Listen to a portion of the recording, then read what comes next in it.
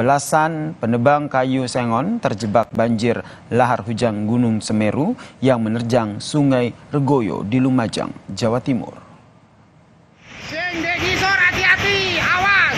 Kuwat depol, sing dek ngisor hati-hati, awas nggih. Sing dek ngisor hati-hati.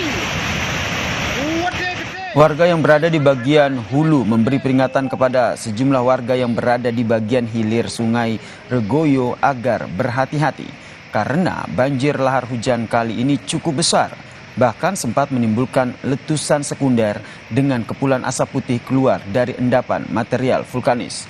Imbauan warga tidak sampai kepada 18 orang penebang sengon ini, saudara. Mereka tidak menyangka banjir lahar yang datang sangat besar sehingga menutupi jalur truk yang biasa mereka lewati. Truknya sama kayu-kayunya kejebak di sumber langsung, tidak bisa nyebrang ini. Semua sama karyawan-karyawannya, 18 orang di sana. Tidak bisa pulang, wis.